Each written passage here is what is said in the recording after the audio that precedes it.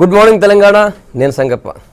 అన్ని పత్రికలు కూడా మెయిన్ బ్యానర్ మల్లన్న సాగర్ సంబంధించిన ఇష్యూ ఉంది. అయితే నిన్న మల్లన్న సాగర్కు అక్కడ నివాసుల దగ్గరికి వెళ్ళేందుకు కాంగ్రెస్ పార్టీ ప్రయత్నం చేసింది. అయితే ఇక్కడ చాలా చోట్ల కాంగ్రెస్ నాయకుల్ని పోలీసులు అక్కడ అరెస్ట్ చేశారు ఎక్కడికక్కడ. అయితే తర్వాత మా ఇరిగేషన్ మినిస్టర్ హరీష్ రావు ప్రతిపక్షాలపై మీద ఫైర్ అయ్యారు. ఒక రైతుల్ని పంట పొలాలను సస్యశ్యామలు చేసేటువంటి ప్రాజెక్టును అడ్డుకునేందుకు కుట్ర చేస్తున్నాయి ప్రతిపక్షాలని చెప్పారు ఆయన. రైతులు స్వచ్ఛందంగా ముందుకొచ్చి రిజిస్ట్రేషన్ చేస్తుంటే వీళ్ళెందుకు అడ్డుకుంటున్నారు, వీళ్ళకేం సోయిందని చెప్పి ఆయన ప్రశ్నించారు. అంతకుముందు వీళ్ళు చెప్పినటువంటి ఆ దీక్ష శిబిరంలోనే ఈరోజు అదే టెంట్లలో రిజిస్ట్రేషన్ అవుతున్నాయని చెప్పి కూడా నిన్న ఏటిగడ్డ కిష్టాపూర్ ఎగ్జాంపుల్ చెప్తూ హరీష్ రావు గారు అన్నారు. తర్వాత ఈ కట్టేటువంటి ఈ ప్రాజెక్టులో చేపల పెంపకంపై రైతులకు పూర్తి హక్కులు ఇస్తామని చెప్పారు. ఒక్కొక్క రైతు ప్రత్యక్షంగా డైరెక్ట్ ఆయన చేసుకుంటే 56,000, ఒక లీజుకి ఇచ్చినా కూడా 10,000 ఆదాయం ఉంటుంది. అట్లాంటి ఆదాయం వచ్చేటువంటి దీన్ని రైతులు ముందుకు వస్తుంటే ప్రతిపక్షాలు అడ్డుకుంటున్నాయని చెప్పి హరీష్ రావు ఫైర్ అయ్యారు.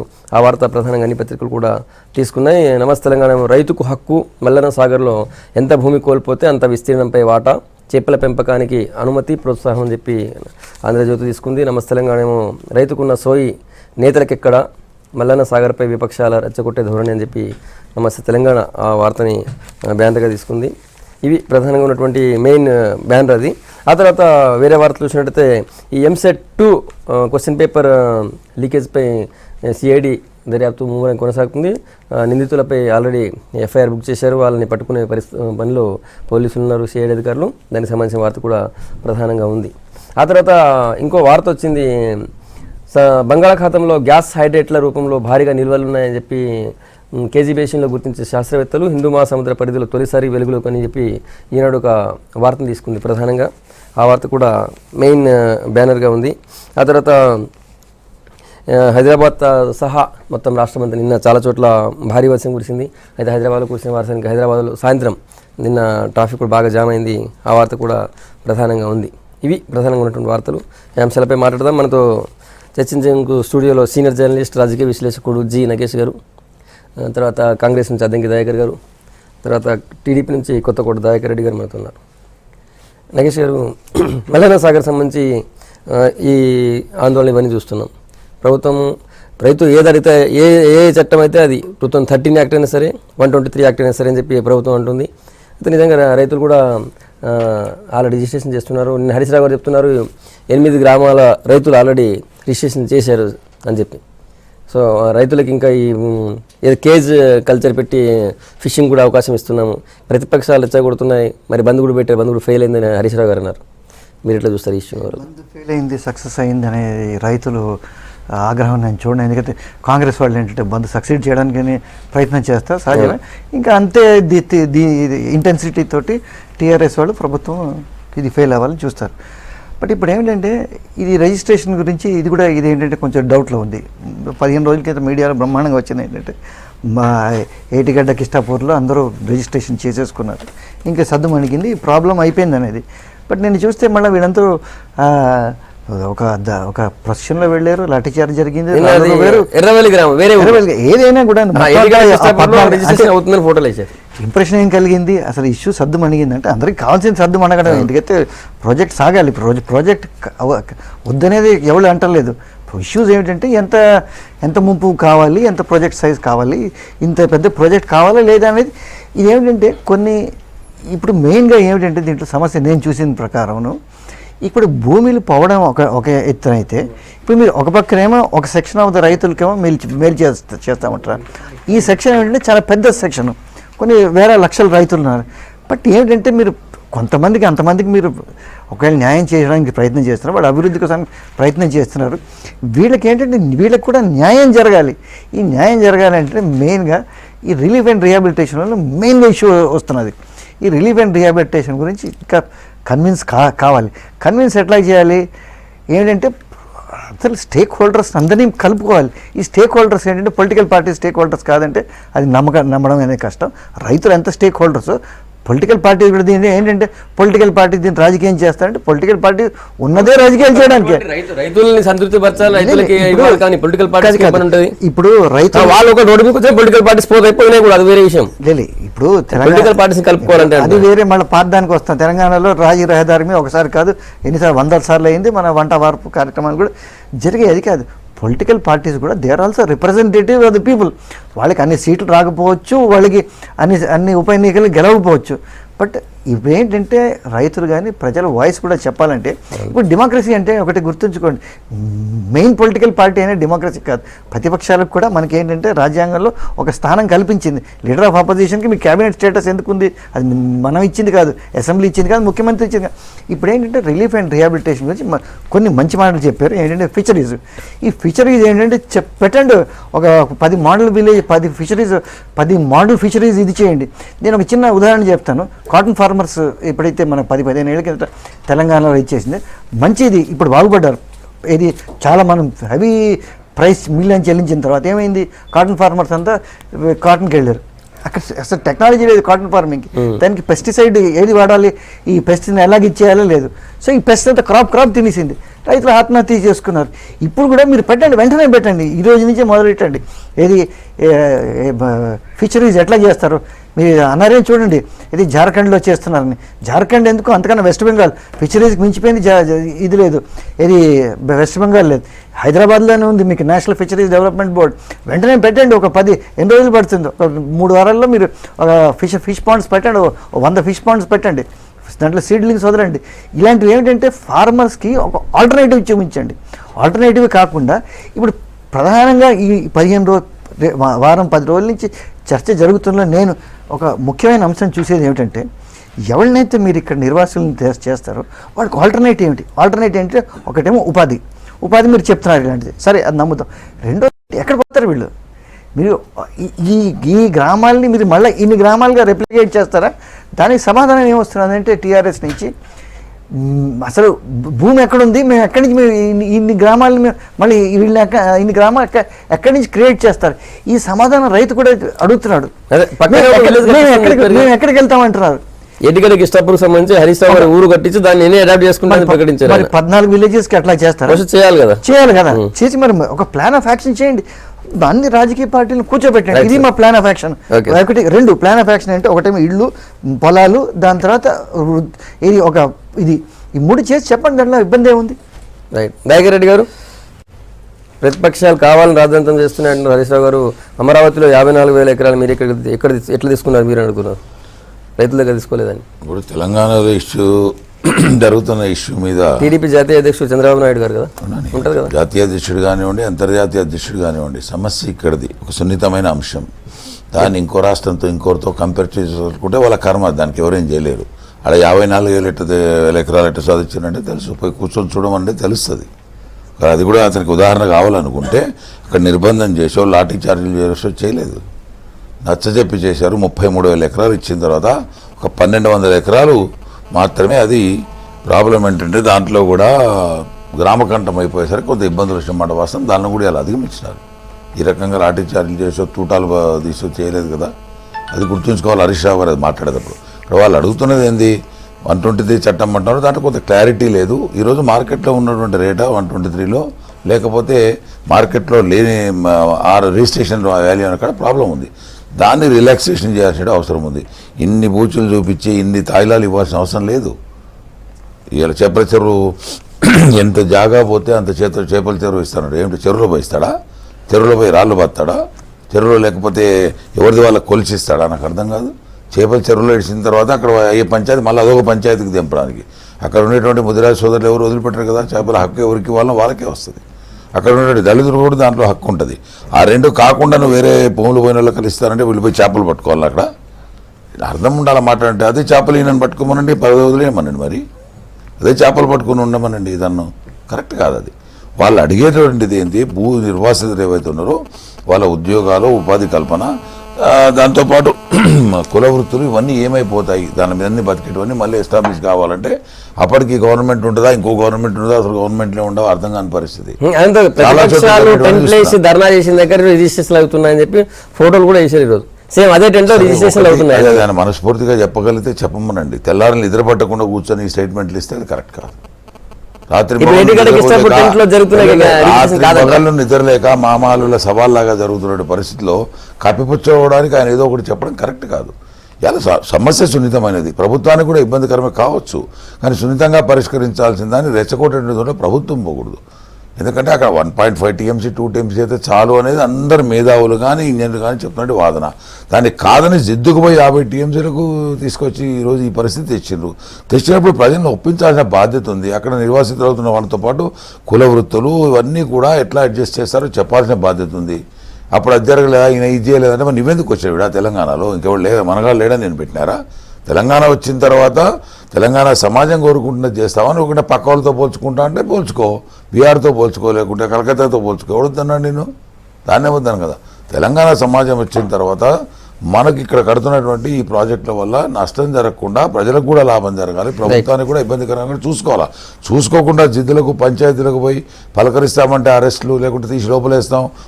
ఒక మంత్రి పార్టీలు మారిన మంత్రిని ఈ పార్టీలో ఒకటి చెప్తాడు, ఆ పార్టీలో చెప్తాడు, జైల్లో పడేసైనా కడతాడు. ఆయన అయ్యో తాత జాగిర్ అనుకున్నాడు జైల్లో పడేయడానికి వేయడానికి లేదు. మళ్ళీ ఆ పార్టీలో పోయి కోవర్ట్ చేసి అక్కడ ఏమైనా ఆ పార్టీని కూడా కూడదని ఆలోచిస్తున్న ఆ స్టేట్మెంట్ ఇస్తున్నాడు. ముఖ్యమంత్రి కూడా గమనించాలా.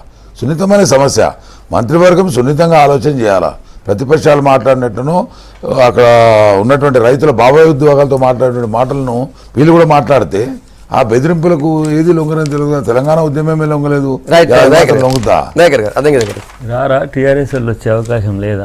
వాళ్ళ ముందే అనాలి ఇవన్నీ అని నేను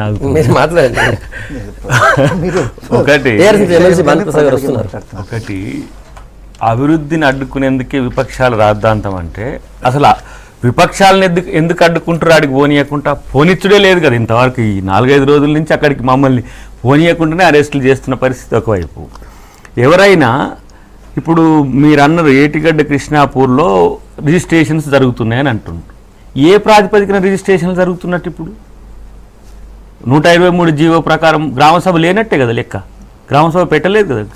గ్రామస్తులు రెండింటిలో 123 జీవో మాకు నచ్చిందని, మాకు దానివల్ల బాగుందని వాళ్ళు చేస్తున్నారు.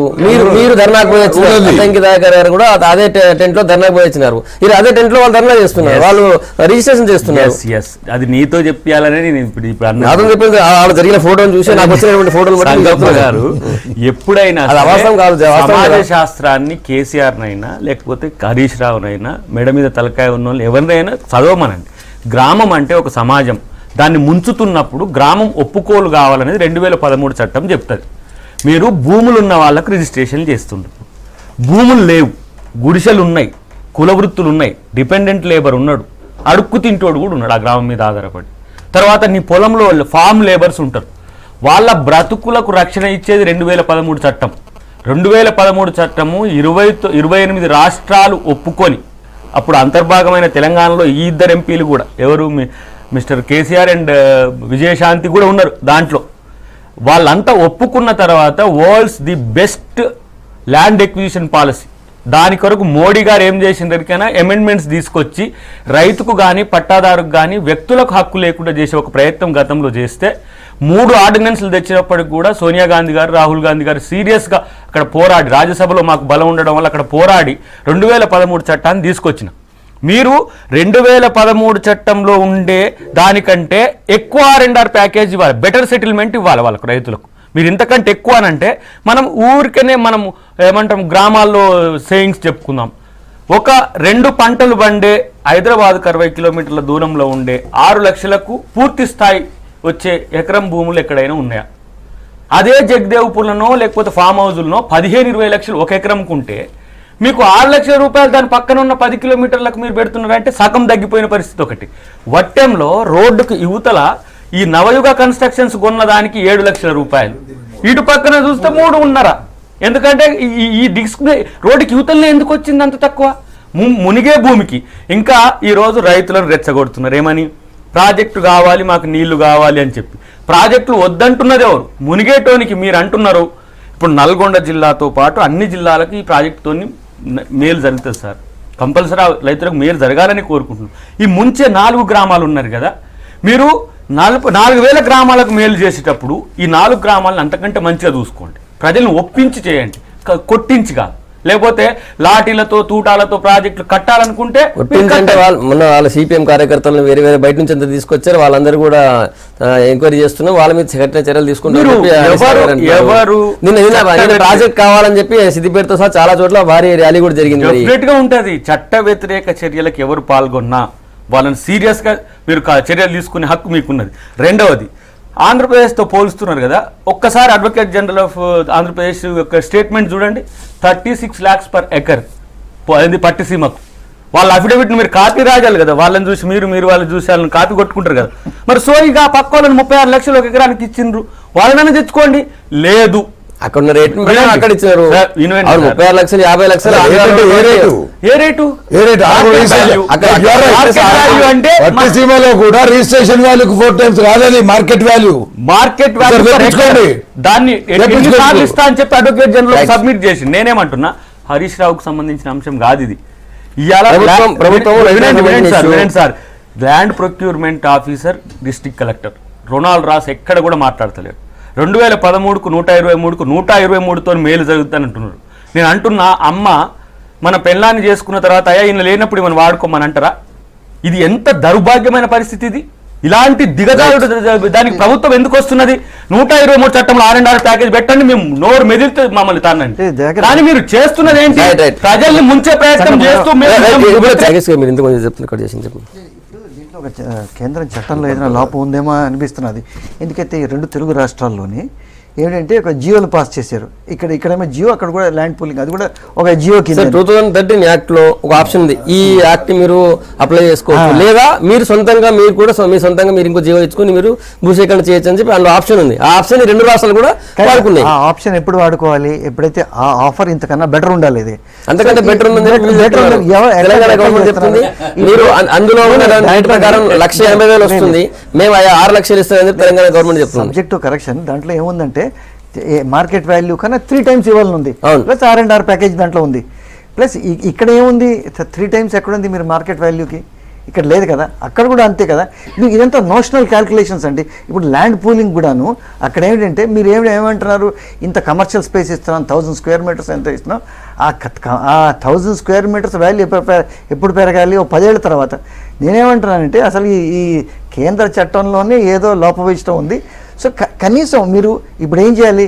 ఇప్పుడు ఈ ఆప్షన్ వదులుకోండి. మీరు కేంద్ర ప్రభుత్వం చట్టాన్ని మీరు చెప్పినట్టుగా ఇప్పుడు టీఆర్ఎస్ ఎంపీస్ కూడా దాన్ని సపోర్ట్ చేశారు కదా పార్లమెంట్. స్ట్రైట్ అవి ఇదంతా గందరగోళం ఎందుకు? కేంద్ర ప్రభుత్వం చేసిన చట్టాన్ని మీరు ఇంప్లిమెంట్ చేయండి. దాంట్లో మీకేమైనా ఇబ్బంది ఉందా దాంట్లోని? రంగపారు ఒకటి ఇక్కడ ల్యాండ్ పూలింగ్ గురించి మాట్లాడినారు. అక్కడ భూమి మునగడం లేదు. చేతి వృత్తుల వారికి, పరిశ్రమలకు, దాంట్లో ఉపాధి కల్పనకు ఇంకా అవకాశాలే వస్తున్నాయి. అవి వాడుకుంటారు. దాంట్లో ప్రియారిటీ ఇవ్వడంతో పాటు ఇచ్చే డబ్బులకు వడ్డీ కూడా ఇస్తున్నారు, ఆ ప్లాట్లు కూడా ఇస్తున్నారు. అది గుర్తుపెట్టుకోండి. ఇక్కడ సమస్య ఎక్కడ వస్తూ ఉందంటే, భూములు ఉన్న వాళ్ళు 10 మంది పోతే 90 మంది భూములు లేని వాళ్ళు, రైతులు, కార్మికులు, చేతి వృత్తుల వాళ్ళు. టీఆర్ఎస్ పొలిట్ బ్యూరో సభ్యుడు ఎర్రల శ్రీనివాస్ ఫోన్ లైన్లోకి వచ్చారు. శ్రీనివాస్ గారు గుడ్ మార్నింగ్. శ్రీనివాస్ గారు హలో. రైట్, లైన్ కట్ అయినట్టుంది. సరే నాయక్ రెడ్డి గారు మీరు చెప్తున్నారు కట్. ఇప్పుడు వారు ఏమంటారంటే ఆంధ్రప్రదేశ్తో పోలుతూ ఉన్నారు. మేము పోల్చుకోవాలని మేము కోరుకోవడం లేదు, కానీ ఎందుకు పోలుస్తున్నారో నాకు అర్థం కాదు. పోల్చాల్సిన అవసరం లేదు ఇక్కడ. ఒకవేళ పోల్చాలనుకుంటే సరే, ఎవరు వస్తారో రండి పోదాం. అక్కడ భూమి మునగడం లేదు. పరిశ్రమలు కానీ, బిల్డింగ్స్ కానీ వస్తున్నాయి. ఉపాధి కల్పనకు ఇక్కడ పోయిన వాళ్ళకి అందరూ కూడా దాంట్లో అవకాశాలు ఉన్నాయి. దాంతోపాటు ఉద్యోగ అవకాశాలు మెరుగుపడతాయి. దాంతోపాటు దాంతో కంపేర్ మేము చేయమని కూడా మీరు ఒక రిజిస్ట్రేషన్ వాల్యూ 3 times అంటున్నారు కదా, 6 లక్షలు రిజిస్ట్రేషన్ 3 times ఇవ్వండి. రైట్ శ్రీనివాస్ గారు, రైతుల్ని ఒప్పించి తీసుకోవడం మాకు అభ్యంతరం లేదు. మీరు రైతులు ఒప్పించట్లేదు, బలవంతంగా తీసుకుంటారు. దయాకర్ రెడ్డి గారు అంటున్నారు. మాకే కాదు వాళ్ళకు కూడా ఉండదు. చెప్పండి శ్రీనివాస్ గారు. అక్కడ ఉన్నటువంటి పెద్దలందరికీ కూడా నమస్కారాలు. ఒప్పించి తీసుకోవడం వల్లనే ఈ ఏటిగడ్డ కిష్టాపూర్ లో ఎవరైతే కోదండరాం గారు, టీడీపీ నాయకుడు రేవంత్ రెడ్డి గారు, కాంగ్రెస్ పార్టీ నాయకులు ఎవరైతే దీక్ష చేసిందో అదే టెంట్ హౌస్, అదే చావడి నుండి నిన్న ఒక్కరోజే 900 ఎకరాల రిజిస్ట్రేషన్ జరిగిన సంగతి గుర్తుపెట్టుకోవాలి. అంటే ఈ రోజు ఆరు గ్రామాలు ఏకగ్రీవమై మా భూములు స్వచ్ఛందంగా ఇస్తున్నాం, మాకు ఎక్కడ కూడా ఇబ్బంది లేదని రైతులు స్వచ్ఛందంగా అక్కడ గ్రామాలలో మీటింగ్లు జరిగి ఆ గ్రామ సభ తర్వాత మంత్రి హరీష్ రావు గారు స్వయంగా గ్రామ సభ అక్కడ అన్ని కూడా రైతులను చెప్పడం అనేది అలవాటు. 6 లక్షల రూపాయలు ఇవ్వడానికి సిద్ధపడ్డది ప్రభుత్వం. ముఖ్యమంత్రి గారు చాలా స్పష్టంగా చెప్పిండు.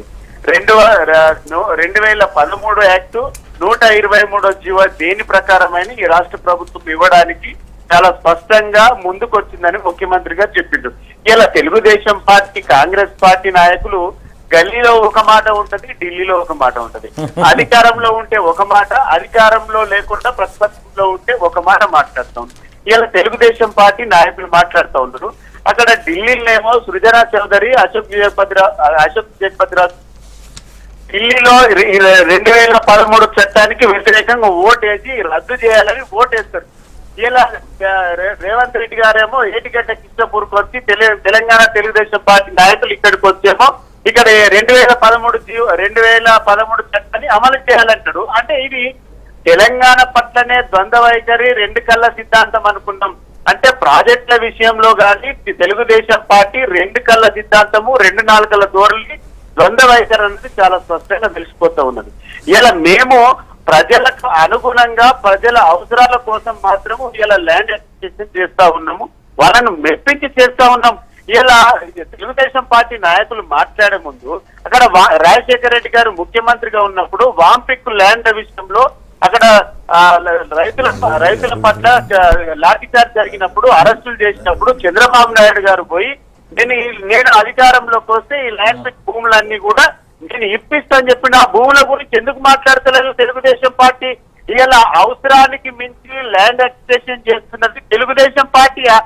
ఆంధ్రప్రదేశ్ లో కేవలం ఒక రాజధాని అమరావతి రాజధాని నిర్మించడానికి 500 ఎకరాలు అవసరం పడితే 54,000 ఎకరాలను రైతులను బెదిరించి ఇలా మీరు అక్విజిషన్ చేస్తా ఉన్నారు. ఇలా కేవలం రింగ్ రోడ్ కోసం 4,200 ఎకరాలను మీరు అక్విజిషన్ చేస్తున్నారు. కానీ మీరు ప్రైవేట్ ప్రాజెక్టుల కోసం ఇలా కాకినాడ పోర్టు కావచ్చు, లేకుంటే మచిలీపట్నం పోర్టు కావచ్చు, మీరు అవసరాలకు ల్యాండ్ రైతుల నుంచి లాక్కుంటా ఉన్నారు. కానీ మేము అలాంటిది కాదు, ప్రైవేటు వ్యక్తులకు ఎక్కడ కూడా మేము ప్రైవేటు వ్యక్తులకు అడ్డగట్టడం లేదు. మేము ప్రైవేటు వ్యక్తులు కాదు, రైతులకు మంచి ధర రైతుల ప్రయోజనాల కోసం 50 టీఎంసీల మల్లన్న సాగర్ ద్వారా వచ్చేటువంటి నీళ్ల ద్వారా లక్షల ఎకరాలకు మెదక్ జిల్లాకు సాగునీరు అందించే అవకాశాలు ఉన్నాయని మేము ఈ ప్రాజెక్ట్ కడతా ఉన్నాం. ఇలా తెలుగు కాంగ్రెస్ పార్టీ అధికారంలో ఉన్న దగ్గరనేమో కర్ణాటకలోనేమో కాంగ్రెస్ పార్టీ అధికారంలో ఉంటది. అక్కడనేమో ఆల్మట్టి డ్యాము 519 నుంచి 524 మీటర్లు ఎత్తు పెంచడానికి ఇలా 1,20,000 ఎకరాలను ముంచి 32,000 కుటుంబాలను రోడ్డు మీద కీర్తి ఇలా ప్రాజెక్టు కడతా ఉంటే కాంగ్రెస్ పార్టీ ఏమో ఇక్కడనేమో మా జానారెడ్డి, ఉత్తమ్ కుమార్ రెడ్డి ఏమో ఇక్కడ మీరు రైతుల నుంచి లాక్కుంటా ఉన్నా. అక్కడ 1,20,000 గురించి మాట్లాడండి. మా దయాకర్ నాకు చెప్తా ఉన్నా, 1,20,000 మళ్ళీ నేను క్వశ్చన్ లేస్తే నువ్వే చెప్పాల్సింది. లైన్ లోకి వచ్చిన టీఆర్ఎస్ పార్టీ లేకుండా చర్చ జరగడం కరెక్ట్ కాదని నేను లైన్ లోకి వచ్చిన.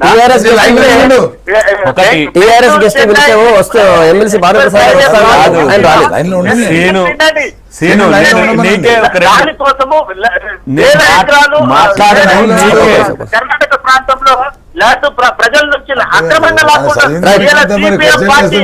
పశ్చిమ బెంగాల్లో మందిని కాల్చి చంపినటువంటి సిపిఎం పార్టీలో మీరు రెచ్చగొడతారా? ఇలా అధికారంలో ఉండగా ఒక మాట, అధికారంలో లేకుండా ఒక మాట మాట్లాడితే చూస్తూ ఊరుకోవడానికి నేను ఏమంటున్నా సంగప్ప గారు, ఇలా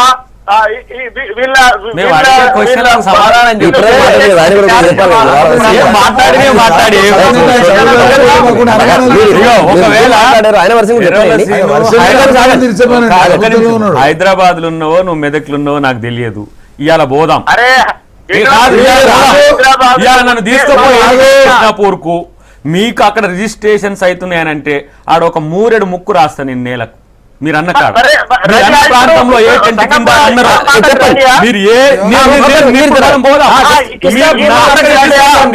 మీరు మేము వేసిన టెంట్ కాడ రిజిస్ట్రేషన్స్ కనుక జరిగినాయి అని అంటే ఆన్నే మూరెడు ముక్కు రాస్తా నేను శ్రీనివాస్ గారు దానికి ఛాలెంజ్ లేదా ఒకటి నేను రెండవది 900 ఎకరాలు అన్నారు కాదు 900 ఎకరాలు అన్నారు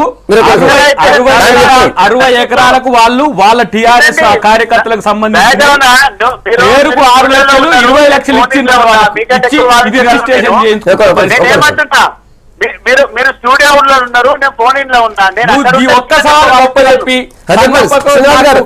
కెమెరాతో చూపియండి ఇవాళ కూడా రిజిస్ట్రేషన్స్ అయితే నేను ఒక మూరెడు ముక్కు రాసి వస్తాను. ఆ బొమ్మ వేసింది కదా మీ పేపర్ లో, ఆ రోజు మేము ఉన్నట్టుగా వేసింది కదా, నేను ఇప్పుడు వస్తా అక్కడికి మమ్మల్ని చెప్పండి. ఏటిగడ్డ కిష్టపూర్ లో ఎక్కడైతే దీక్ష శిబిరం ఉందో అదే టెంట్ కింద నిన్న జరిగినటువంటి రిజిస్ట్రేషన్ అడుగుతున్నా సరిపోతుంది. ముక్కు నాలకు రాయమని మేము అంటలేను. అబద్ధాలు చెప్పుకుంటూ ప్రజల్ని మోసం చేసుకుంటూ కొట్టి కాంగ్రెస్ పార్టీ వాస్తవాలను తెలుసుకోవడంలో విఫలమైన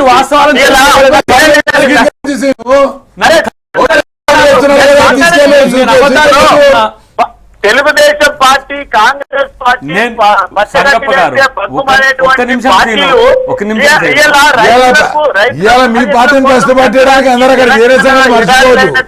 భూములకు నీళ్లు ఇవ్వడానికి ముఖ్యమంత్రి గారు ఒక మంచి కార్యక్రమం చేస్తూ ఉంటే ఇలా తెలుగు కాంగ్రెస్ పార్టీ పైనే వాళ్ళకి వ్యతిరేక కన్నీరు పెడుతున్నది, తన్నులు పడుతున్నది టిఆర్ఎస్ కార్యకర్తలు. ఫస్ట్ మీరు అది మీకు తెలియదు. మీకు కనీసం ఆ ఊర్లోకి పోయే పరిస్థితి ఉంటే చస్తున్నదేవుడు, చంపుతున్నదేవుడు, ఇవాళ బైన్ల ఈరే జైపోతే ఒక్క టిఆర్ఎస్ కార్యకర్త పోయిండా? మీ పార్టీకి ఓటేసిన ఒక మాదిగ సామాజిక వర్గానికి చెందిన ఒక ముసలి ఆయన పోతే కనీసం ఎవరైనా మంత్రి ఎమ్మెల్యే కనీసం సీనైనా పోయిండా? మీరు ఎందుకు ఇంత పోతున్నారు? మీరు ఎందుకు కాదు? నిన్న మేము వేములఘాట్ దగ్గరికి పోతే అక్కడ నిర్దాక్షిణ్యంగా సబితాయింద్ర రెడ్డి గారు, డికే అన్న గారు, దామోదర రాజనరసింహ గారిని ఓటు మీద గుర్తుపెట్టింది. కనీసం మేము పోతే ఎందుకు మాకు నష్టం? నేనేమంటున్నా సంగప్ప గారు, చెప్పండి. నేను మాట్లాడేటప్పుడు వాళ్ళు మాట్లాడితే నేను ఫోన్ ఇన్లు ఉన్నా, మరి కూర్చుంటే అంతకంటే ఎక్కువ డిబేట్ చేయగలను. నేను మాట్లాడేటప్పుడు కొంచెం మౌనంగా ఇప్పుడు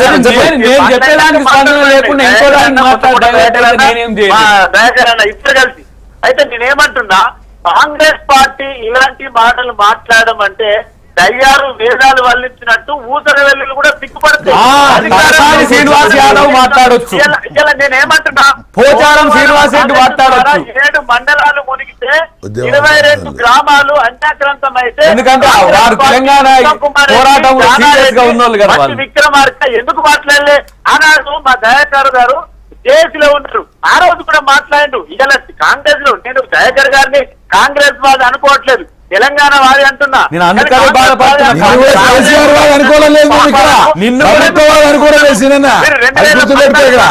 తెలంగాణ వాదిగా ఉన్నారు. 2014 తర్వాత కాంగ్రెస్ లో ఉన్నారు. సో కాంగ్రెస్ చేసినటువంటి పాపాలు చాలా ఉన్నాయి. కాంగ్రెస్ పాపాలు చేయలే, మీ దాంట్లో వచ్చిన దరిద్రులు చేసిపోయిండ్రు. మీ డిఎస్ లేకపోతే కేకేనో కాంగ్రెస్ నడిపించిన నాయకులు ఉంది. అలా కాంగ్రెస్ పార్టీ యూతున్నారు. లక్ష్మయ్య గారు ఇవాళ వాళ్ళ పాపాలు ఇవాళ కాంగ్రెస్ పార్టీ హయాంలో ఉండగా ఒక్కరు కూడా నోరు విప్పలేదు. ఇలా 7 మండలాలను ఆంధ్రలో కలిపిండు, కేవలం ముంపు గ్రామాలను కృష్ణాపూర్ ఇలా వస్తాడేమో ఒకసారి అడగరా? వస్తావా? ఇవాళ మేము రెడీ. ఇగో దయాకర్ రెడ్డి గారు కూడా ఉన్నారు ఇక్కడ నుంచి. ఏటిగడ్డ